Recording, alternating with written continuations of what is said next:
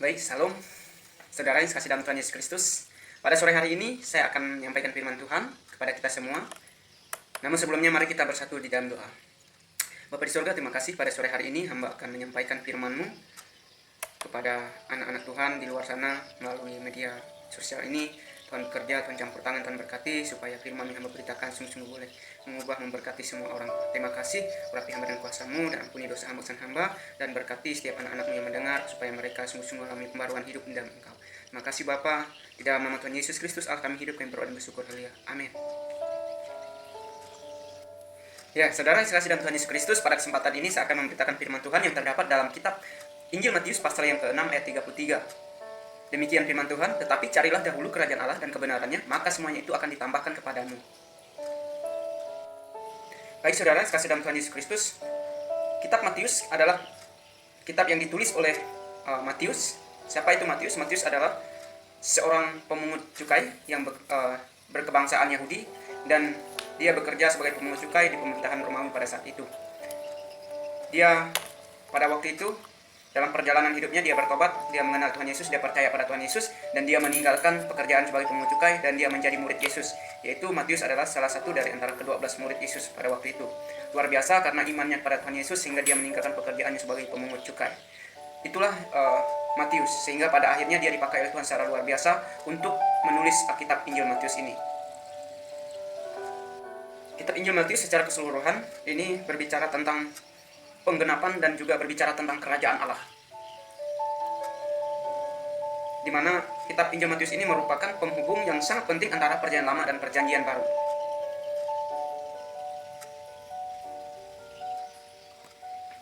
Jadi Yesus adalah penggenapan semua nubuatan Allah yang terjadi di dalam kitab perjanjian lama.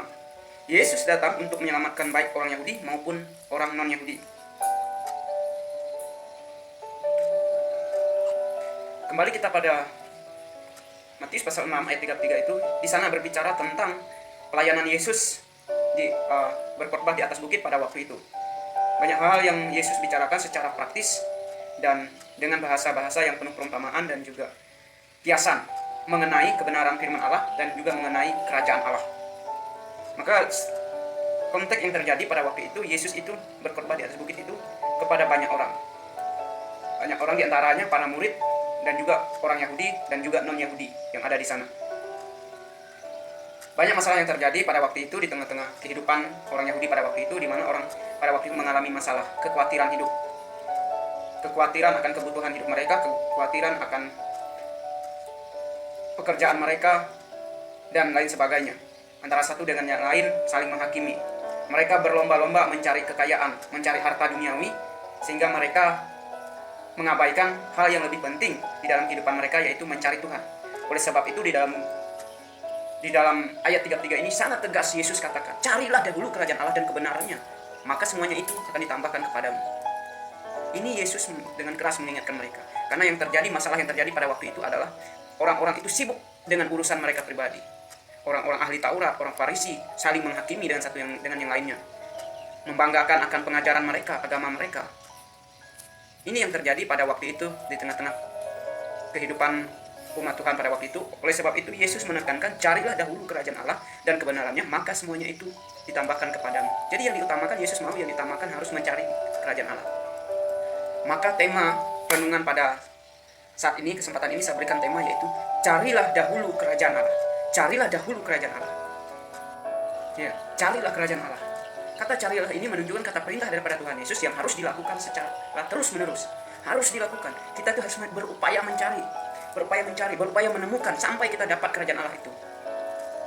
Kerajaan Allah itu yang dimaksud apa? Kerajaan Allah itu berbicara tentang penguasa. Kerajaan Allah itu berbicara tentang penguasa. Berbicara tentang pemerintahan, kekuasaan wilayah, yaitu Allah itu sendiri. Berbicara tentang pemerintahan yang didirikan oleh Allah. Itulah berbicara tentang kerajaan Allah, atau disebut kerajaan sorga. Saudara yang sekasih dalam Tuhan Yesus, jadi Yesus mau supaya orang-orang pada waktu itu yang mendengarkan khotbahnya di atas bukit itu, mereka itu berusaha mencari, mendapatkan, menemukan kerajaan Allah itu. Harus memiliki kerajaan Allah itu. Perlu kita pahami saudara yang sekasih dalam Tuhan Yesus Kristus, dalam kehidupan manusia kita itu memiliki dua pemerintahan. Yang pertama pemerintahan kerajaan secara manusia, dan juga yang kedua ini pemerintahan kerajaan Allah. Kedua hal ini kita harus pahami, kita mengerti. Pemerintahan kerajaan manusia itu berbeda dengan pemerintahan kerajaan Allah. Dan hal-hal ini yang harus kita paham. Di mana letak perbedaannya? Kesamaannya di mana? Tentunya ada kesamaan dan ada perbedaannya. Tapi perbedaan yang sangat penting yang harus kita pahami tentang kerajaan Allah dengan pemerintah manusia. Baik saudara yang kasih dalam Tuhan Yesus Kristus, tadi saya katakan bahwa ada perbedaan antara pemerintahan kerajaan manusia dengan pemerintahan kerajaan Allah. Perbedaannya di mana? Keunggulan kerajaan Allah di mana? Yaitu yang pertama kita berbicara tentang penguasa. Penguasa.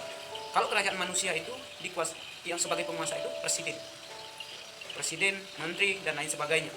Tapi berbicara tentang kerajaan Allah ini sebagai penguasa itu yaitu Yesus itu sendiri. Yesus adalah penguasa yang diberikan otoritas oleh Allah Bapa di surga untuk memerintah di bumi dan di surga.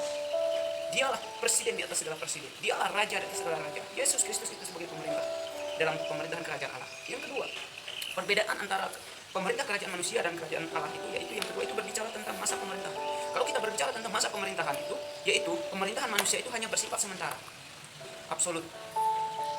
Tapi kita berbicara tentang pemerintahan kerajaan Allah itu bersifat kekal, mutlak, selamanya, tidak ada batas, tidak ada pergantian apa semua. Kalau berbicara tentang pemerintahan manusia itu ada masa-masa pergantian.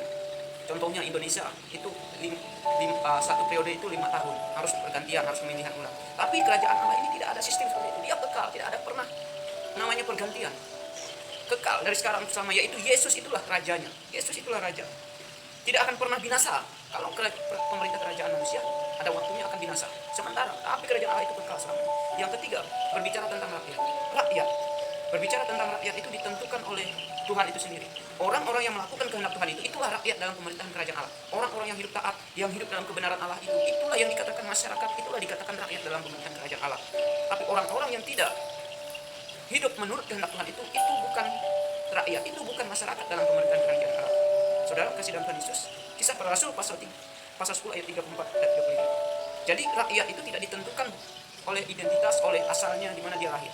Tapi rakyat dalam pemerintahan Allah itu ditentukan oleh iman, oleh ketaatan yang mau melakukan kebenaran firman Tuhan itu yang akan layak menjadi masyarakat, menjadi rakyat dalam pemerintahan kerajaan Allah nantinya. Saudara kasih dalam Tuhan Yesus. Yang keempat berbicara tentang hukum. Tentang hukum, pemerintahan manusia itu memiliki hukum, memiliki undang-undang, memiliki undang-undang dasar, memiliki asas dasar Pancasila untuk sebagai tolak ukur dalam pemerintahannya. Dalam pemerintahan kerajaan Allah juga memiliki hukum. Tidak banyak hukum, tapi 2. Hukum yang mutlak dalam pemerintahan kerajaan Allah itu ada 2, yaitu yang pertama itu kasihilah Tuhan Allahmu dengan segenap hatimu, dengan segenap jiwamu, dan dengan segenap otakmu, dan dengan segenap kekuatan, dan kasihilah sesama manusia seperti diri sendiri. Itulah hukum dari semua hukum di dalam pemerintahan kerajaan Allah. Orang-orang yang hidup taat pada hukum ini, dia akan layak menjadi rakyat, menjadi masyarakat dalam kerajaan Allah. Lukas pasal yang ke-10 ayat 27 itu berbicara tentang hukum. Jadi ada 2, yaitu mengasihi Tuhan dan juga mengasihi sesama. Itu tuntutan daripada hukum dalam pemerintahan kerajaan Allah.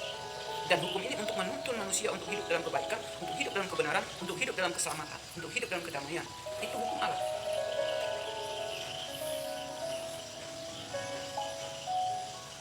Kemudian yang selanjutnya pendidikan. Dalam pemerintahan Allah, kerajaan Allah itu juga berbicara tentang pendidikan. Kalau dalam pemerintahan manusia itu berbicara pendidikan itu terlalu banyak. Ada ini, ada itu. Ada pendidikan matematika, ada pendidikan bahasa Inggris dan lain sebagainya. Tetapi pendidikan yang terjadi dalam pemerintahan kerajaan Allah yang harus kita pahami yaitu menuntun umatnya itu, orang yang percaya padanya itu untuk hidup memberi faedah kepada sesama. Itu pendidikan. Menuntun, mengajak manusia itu untuk hidup memberi faedah bagi sesama. Kemudian menuntun, kemudian menghendaki supaya manusia itu hidup menurut kehendaknya, menurut kebenaran firman-Nya. Itulah pendidikannya dalam kerajaan. Yesaya pasal yang ke-48 ayat 17-18 itu berbicara tentang pendidikan Allah, yaitu mengajarkan supaya manusia itu memiliki sikap yang berfaedah kepada sesama dan mau hidup menurut apa yang Tuhan kehendaki. Yang terakhir saudara, yang terakhir itu berbicara tentang misi Allah. Dalam pemerintahan manusia memiliki visi dan misi. Dengan visi dan misi ini ada hasil, ada tujuan, ada target yang dicapai. Allah juga demikian. Dalam pemerintahan kerajaan Allah itu memiliki misi, yaitu misi kerajaan Allah adalah tidak memperkaya penguasanya dengan uang rakyat. Tidak berbicara tentang uang, tidak berbicara tentang program ini itu, tidak. Tetapi program yang dicapai oleh Allah, target yang harus dicapai oleh Allah, di mana Allah ingin mewujudkan kehendaknya bagi umat manusia. Allah ingin menepati janjinya, yaitu keselamatan hidup kekal bersama Dia di kerajaan surganya bagi orang yang setia mengasihi Dia. Itu misi Allah. Mau supaya semua umat manusia itu hidup bersama Dia di dalam kerajaannya. Mau supaya semua umat manusia itu dipulihkan, diselamatkan. Itu misi Allah. Saudara kasih dalam Tuhan Yesus Kristus. Inilah misi Allah. Jadi makanya dalam Yakobus pasal 1 ayat 12 itu dikatakan di sana bahwa berbahagialah orang yang bertahan dalam pencobaan, sebab apabila tahan uji, dia akan menerima mahkota kehidupan yang dijanjikan Allah pada barang siapa yang mengasihi Dia. Wahyu pasal 2 ayat 10 juga katakan, orang yang setia berpengharapan beriman melakukan kehendak Bapa, dia akan mendapatkan mahkota kehidupan. Inilah misi Allah, supaya semua manusia itu bisa memperoleh keselamatan hidup kekal di dalamnya. Amin. Semua orang itu dipulihkan, semua orang umat Tuhan itu diselamatkan. Ini misi Allah. Dan misi ini diberikan kepada orang-orang percaya untuk dikerjakan di muka bumi ini, memberitakan kebenarannya. Orang-orang percaya ini yang mengerjakan visi dan misinya, memberitakan kebenarannya, memberitakan kerajaannya. Baik saudara yang kasih dalam Tuhan Yesus Kristus, jadi aplikasi untuk kita dari firman Tuhan ini yaitu di mana Tuhan Yesus itu mau supaya kita itu mencari Dia. Carilah dari kerajaan Allah. Kerajaan Allah yang dimaksud itu di mana kita harus mendapatkan Dia, kita harus percaya pada Dia. Kita harus mengundang Yesus itu memerintah dalam hati kita. Kalau Yesus sudah memerintah dalam hati kita, maka kita akan memperoleh kerajaan. Karena Yesuslah pemilik kerajaan surga. Yesuslah pemilik kerajaan Allah itu. Yesus adalah Tuhan. Yesus adalah Juru Selamat. Maka bagi saudara yang betul percaya pada Tuhan Yesus Kristus, mari datang kepada Dia. Temui Dia, berjumpa dengan Dia, serahkan hidup saudara kepada Dia. Alami hidup saudara itu mengalami kembaruan hidup dalam Dia. Dalam kitab Yohanes pasal 3 ayat 3 sampai yang ke-5 dikatakan sana, jika orang tidak mengalami lahir kembali, dia tidak akan layak melihat kerajaan Allah. Dia tidak akan bisa berjumpa dalam di surga. Harus lahir baru, harus lahir kembali di dalam Yesus, baru kita bisa melihat kerajaan surga. Yohanes pasal 14 ayat 6 itu dikatakan jelas, akulah jalan dan kebenaran dan hidup, tidak ada seorang pun datang pada Bapa kalau tidak melalui Aku. Harus percaya kepada Tuhan, harus percaya. Harus memiliki kerajaan Allah itu. Saudara percaya pada Tuhan Yesus, saudara sudah melihat kerajaan Allah. Tapi saudara tidak percaya pada Tuhan Yesus, saudara tidak akan pernah melihat kerajaan Allah. Karena Yesuslah pemilik kerajaan Allah itu. Yesus adalah penguasa yang sejati, raja dan segala raja di bumi dan di surga. Saudara sekasih dalam Tuhan Yesus Kristus, carilah, bertemulah, datanglah pada Tuhan. Maka dalam kitab Amos itu dikatakan, di Amos pasal 5 ayat 4 sampai 6 itu dikatakan sana, Allah berfirman, carilah Tuhan, maka kamu akan hidup. Janji Tuhan, jika kita mencari Tuhan, mengutamakan Tuhan dalam kehidupan kita, kita akan hidup, kita akan diberkati oleh Tuhan. Jadi saudara sedang Tuhan Yesus Kristus, di tengah-tengah kehidupan kita mungkin mengalami masalah, mungkin mengalami kekhawatiran, kepanikan. Saat ini masalah terjadi di dunia ini, banyak orang mengalami ketakutan, banyak orang mengalami kepanikan, kebimbangan. Carilah Tuhan, carilah kerajaan Allah itu.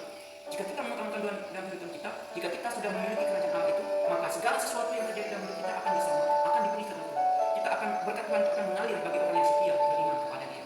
Saudara sedang Tuhan Yesus Kristus, biarlah firman Tuhan ini menjadi berkat bagi kita. Mari saya mengajak kita harus memiliki kerajaan Allah itu. Dengan percaya kepada Tuhan Yesus, kita sudah mendapatkan keselamatan hidup kekal di dalam kerajaan Allah. Amin firman Tuhan. Mari kita bersatu dalam doa. Tuhan Yesus, terima kasih. Kami bersyukur pada sore hari ini, pada saat ini Hamba sudah berbicara menyampaikan firman-Mu. Biarlah firman ini menjadi berkat bagi banyak orang. Tuhan, ajak kami supaya kami mencari Engkau, supaya kami hidup di dalam Engkau, kami memiliki kehidupan yang kekal bersama Engkau. Dengan percaya pada Tuhan Yesus, kami bisa melihat kerajaan-Mu, Tuhan. Kami percaya bahwa firman-Mu ini ya dan amin. Dan Tuhan, ajarkan semua kami, bahkan anak-anak yang mendengar, supaya mereka mengalami pembaruan hidup, pertobatan sungguh di dalam Engkau, Tuhan. Bahwa Engkau adalah Raja dari segala raja, Engkau adalah Tuhan, Engkau adalah Juru Selamat hidup kami, ya Bapa. Terima kasih Tuhan, terima kasih Yesus, terpuji nama-Mu. Di dalam nama Yesus kami sudah berdoa dan bersyukur. Amin.